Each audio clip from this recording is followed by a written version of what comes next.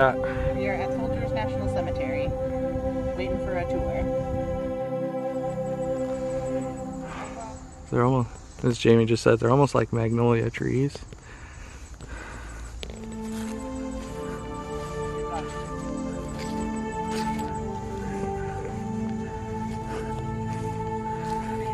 They are magnolia trees. So this is the sign on the other side of the tree. Ah. Good job, babe.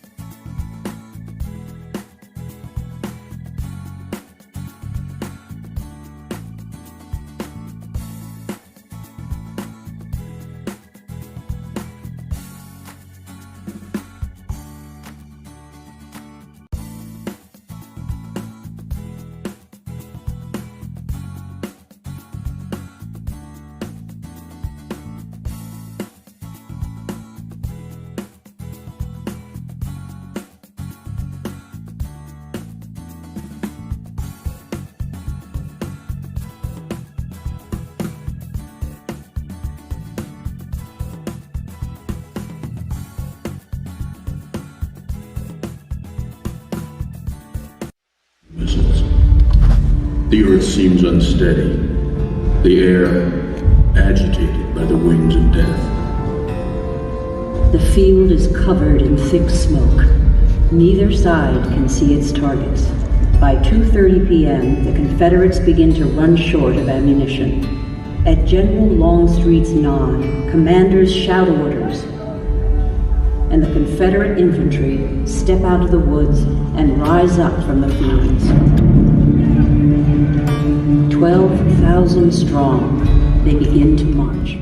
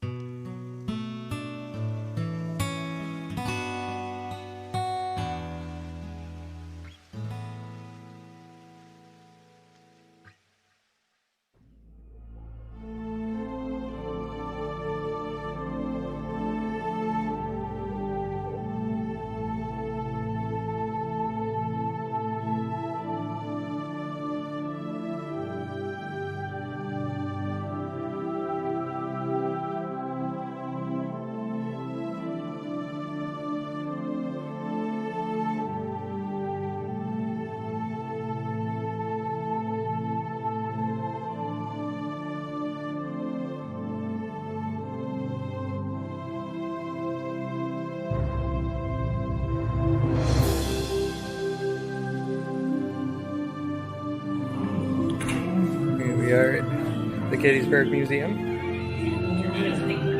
Go check this out. Should be pretty. Yep, lead the way, babe.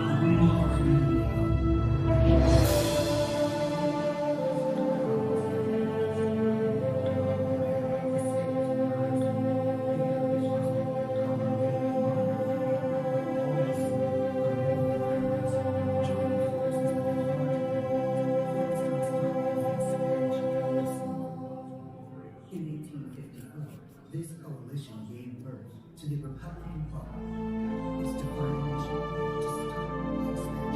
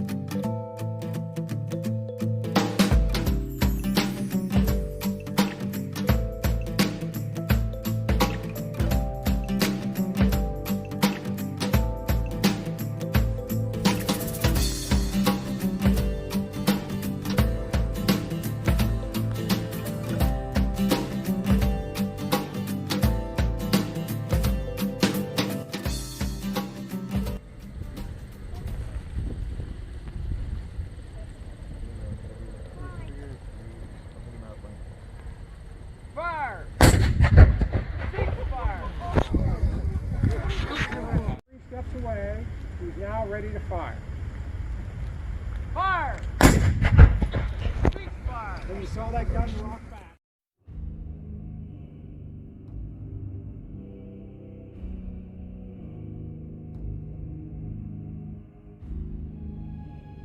All right, here we are. Sex covered bridge.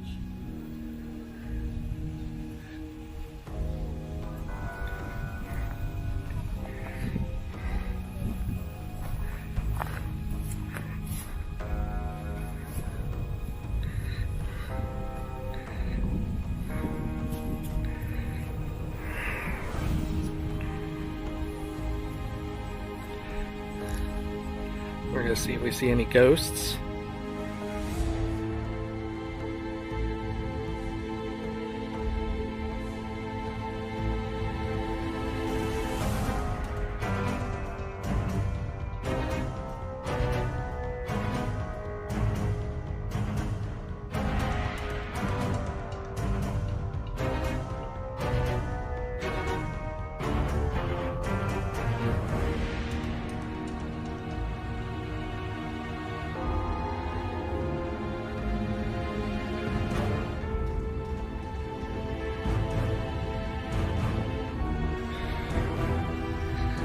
Considered the most haunted bridge in the United States.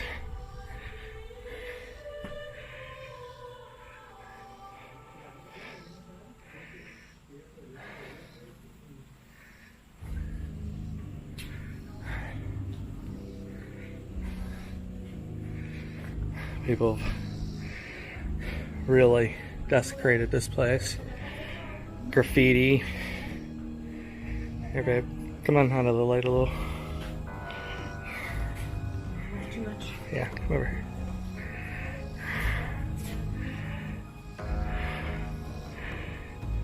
So tell us where we're at. We are at Sex Covered Bridge, just outside the Gettysburg battlefield. It's one of the most haunted places in the United States. According to some. According to many.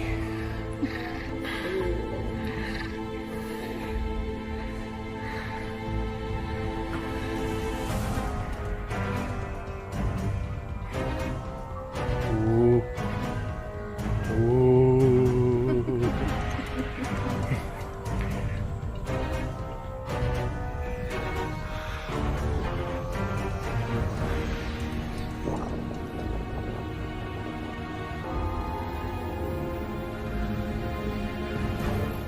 It's a ghost in the bush. Oh no, wait, it's just Jamie.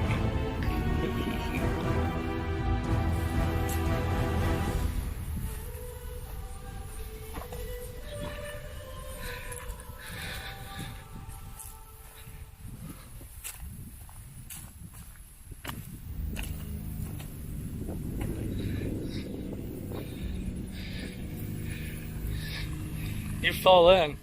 I'm never letting you live it down. I'm not gonna go back there. Uh-huh.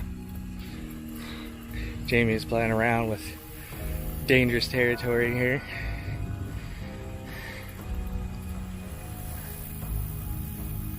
Is it bad that I kind of hope you do in a way?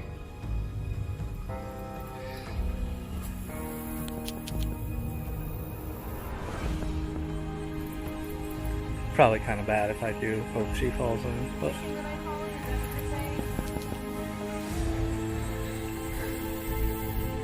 you're saying? If I had longer legs, I would have been able to make that. Excuses. She's squirting, short and squatty, but she got a booty. Introduce us where we're at. I don't know where we are. We're on Big Round Top, Little Big Round.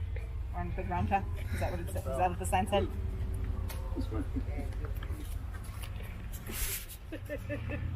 Alright.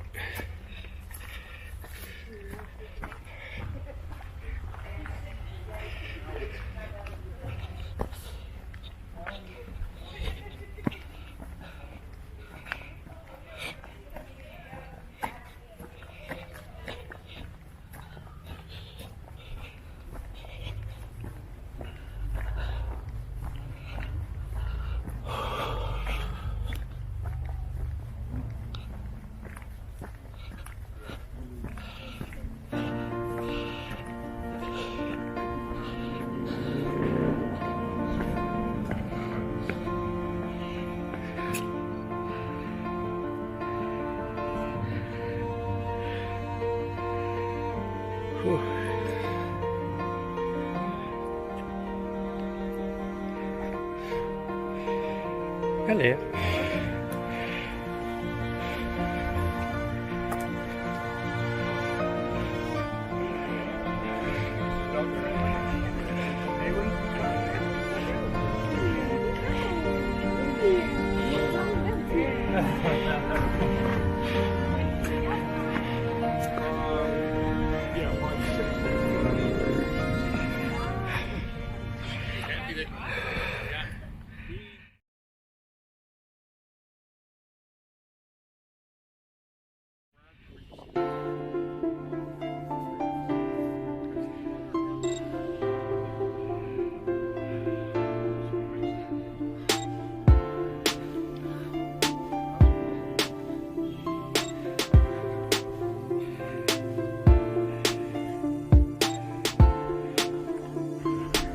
What do you think, babe? Impressive, the vantage point. Imagine looking down over the battlefield here, glassing this whole area, signaling, sending riders down. Remember that lookout tower? Yeah. That's it way out there. Near as well as it. Yeah, and then there's the monument we were at. Yeah. Way out there.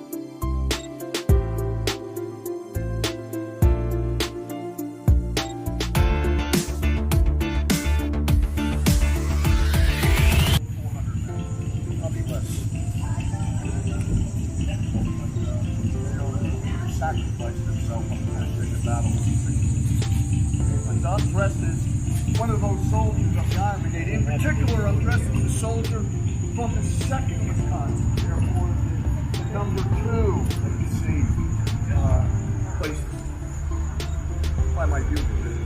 Okay, the bugle, of course, is as does the blue piping around the top of the hat. So this is a very distinctive hat. This is known as the Hardy hat.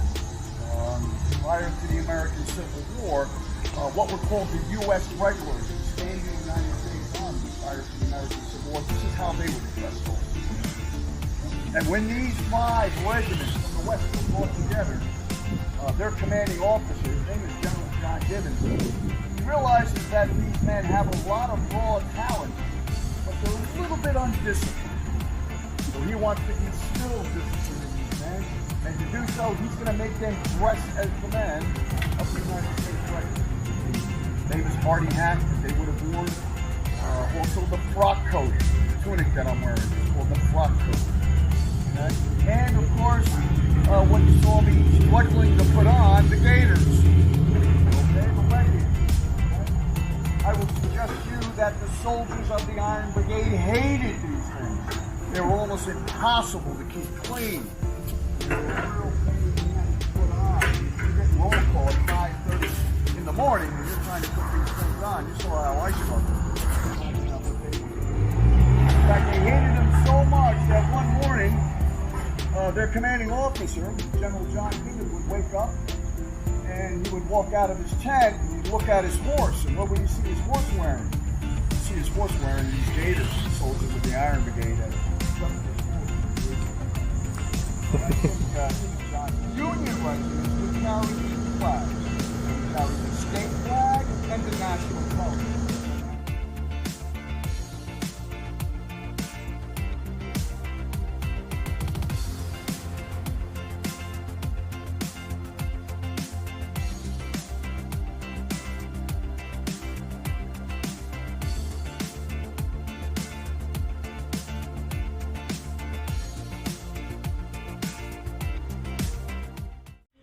and I am the owner of the Dobbin House. It's a house, the people who built it, and what it was like when they first moved here. Now, the story of the Dobbin House actually begins in the 1600s, and that's when there was this fellow who lived in England. His name was William Penn. William Penn was owed, his family actually was owed a lot of money by the king, King Charles II. But King Charles II didn't have much money.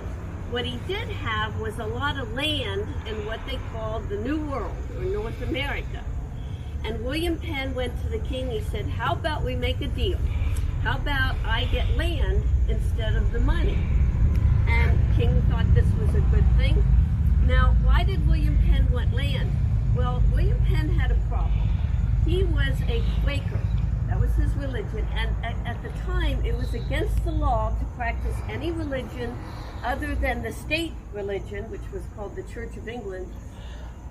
And so William Penn actually ended up in the London Tower a couple times because he was practicing his religion. And so he wanted land where he got 33 million acres. Can you believe it? Wow. What is now all of Pennsylvania, named it Pennsylvania.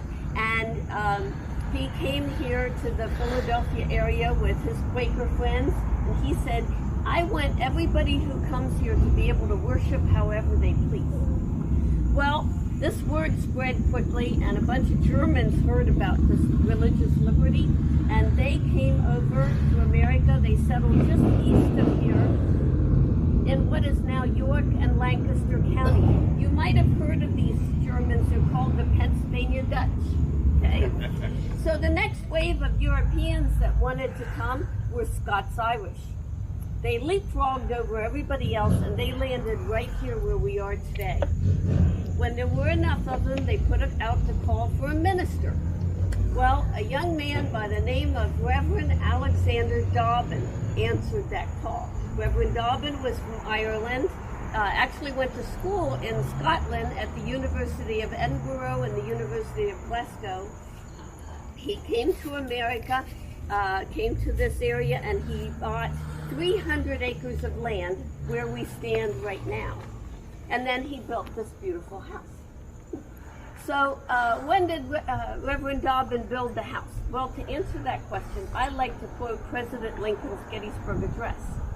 Lincoln starts out by saying, 7 years ago, our fathers brought forth on this continent a new nation.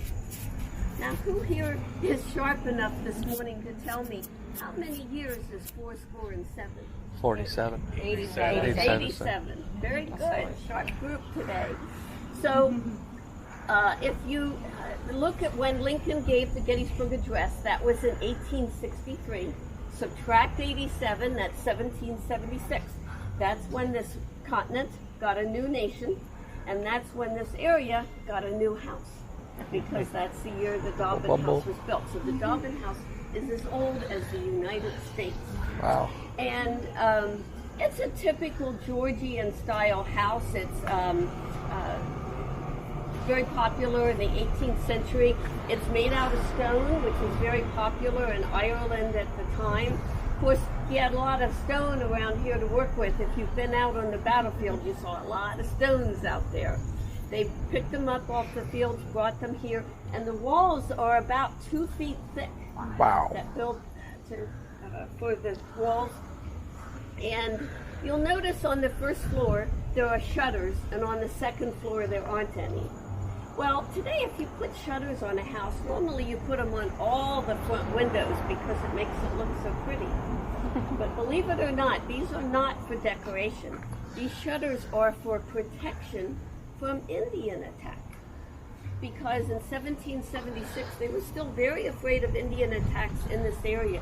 There were actually some Indian attacks to the northeast of here into the 1780s. And the Dobbin family heard stories of Indian attacks right here in this area. Now, it took place about 15 years earlier. It was during a war. It was called the French and Indian War. And I always say, whoever named that war, they named it wrong. It's confusing. It wasn't the French versus the Indians. You see, the French occupied up north, what is now Canada and Quebec, and they looked at this continent and they said, wow, look at all this land where we could cut down the forest and we could plant crops on the fields. And so they went to the Indians. They said, if you help us to drive out all those English folks, we'll give you free land, we'll leave you alone. Well, this sounded really good to the Indians. So the French and the Indians started attacking people on the frontier of America. That frontier at the time was right here where you stand now. And they attacked quite a few families close by. One of them became kind of famous. It was the Jameson family. They were immigrants from Ireland, and they had a young daughter. Her name was Mary. She was only 15 years old at the time of the attack. Well, later, Mary recounted her story and put it into this book. And she talks about the French and the Indians swooping onto the farm, and they actually kidnapped the entire family. Well, the worst part for Mary was that they separated her from her parents. She talks in here about later, she's sitting by the campfire. They had attacked quite a few settlements, and there are scalps drying over the fire. She recognized two of the scalps, her mother and her father's Irish red hair. So she knew they were gone. But her mother told her before she left, do what the Indians say and I think you'll be all right. And that was true. She was caught by the Shawnee, but she was sure. They said, Mary, you're known as the white squaw of the Genesee River. If you want to come back to the white man's culture, we'd be happy to welcome you. Well, Mary thought about this offer and she said, no, thank you. Well, first of all, by that time she had grandchildren, and of course she didn't want to leave her grandchildren because they were Indians. They had to stay. And also, as a female, she had the right to own land. She owned over 1,000 acres of land up there. And it was the Indian women who did the voting on who was going to be the chiefs of the tribe. Now, owning land and voting, these are rights she would not have had in the white man's world at the time. So I think they might be additional reasons why she chose to stay. She lived to be over 90 years old and stayed with the Indians her entire life. But she was brought up right here, not too far from the Dobbin house. So the Dobbin family, again, they heard these stories and they thought, we better put shutters on the windows just in case the Indians come. We can hold out and close up everything until help arrives.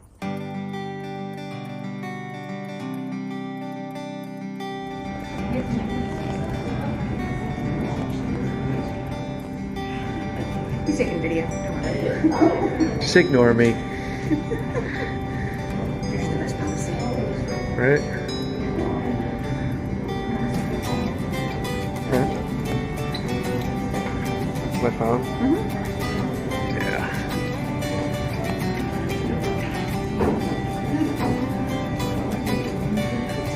Okay, well, this is the basement of the Dobbin house, and as you can see, we made it into a tavern now.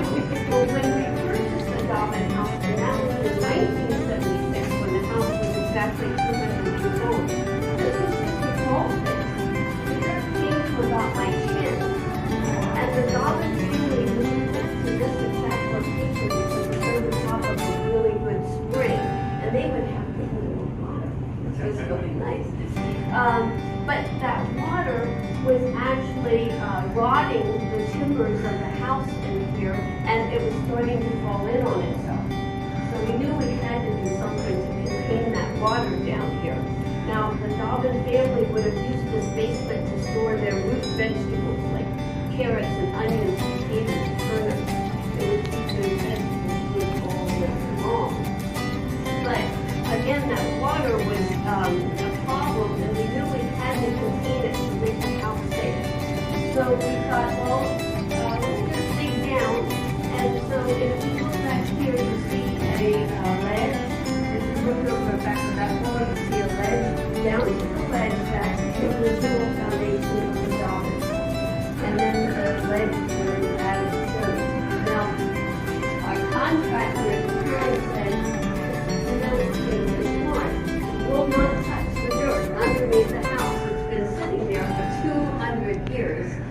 So you have all kinds of problems. So we listened to them. That's why we came out with the lead. But if you look at this corner back here, you'll notice there's no lead. Here we are at the tavern at the Goblin's house.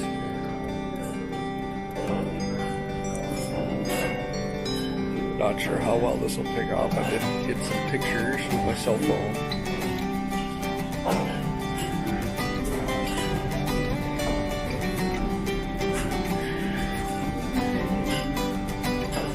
There's the bar. Believe it or not, members of the family tracked this down from a antique shop. This bar top is 200 years old.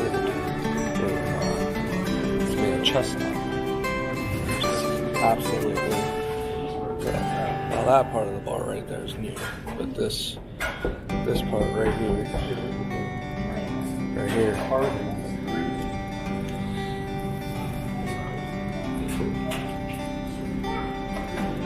Absolutely amazing.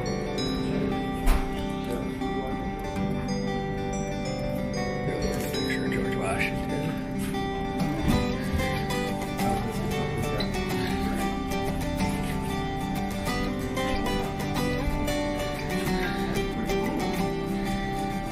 Little bar taps.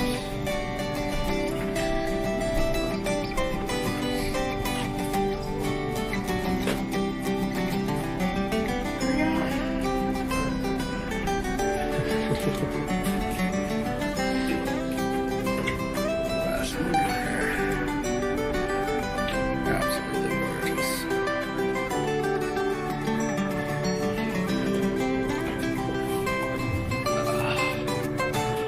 Here's the old kitchen. This is where you get water.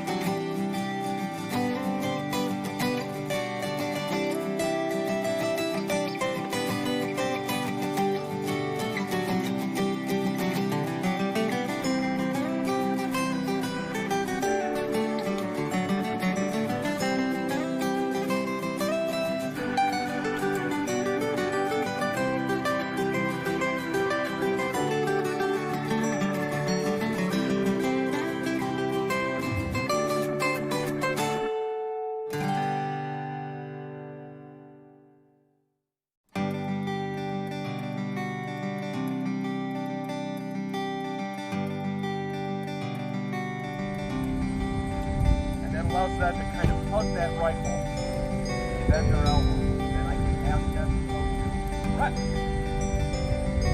That makes me even more. Ram, start. Remember. Okay, about. Five.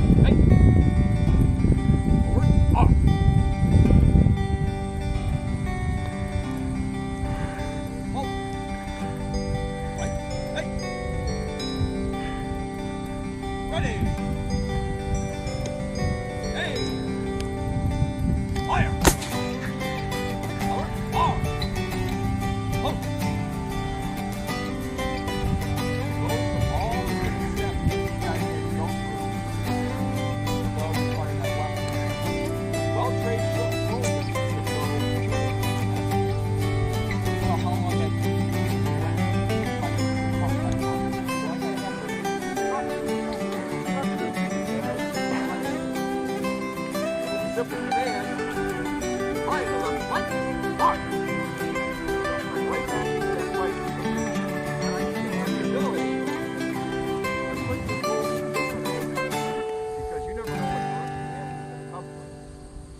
march these guys around a little bit.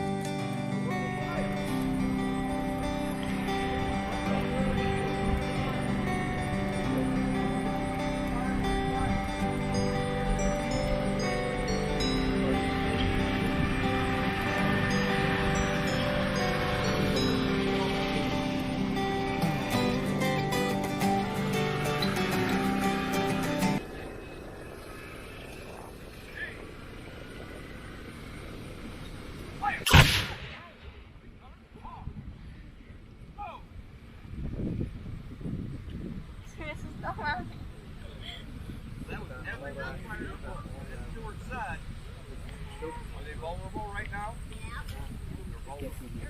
We gotta have some other options. Does that make sense? Gotta have some other options. Let me see.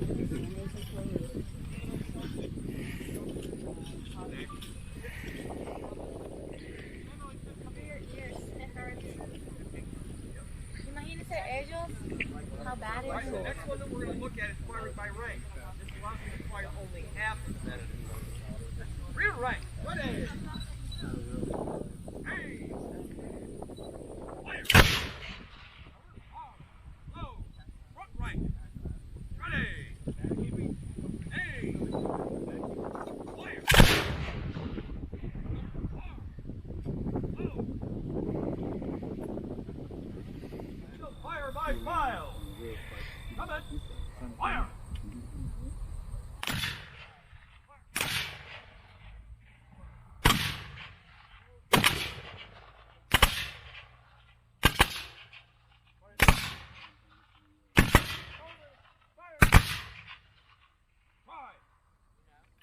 Now, that particular way of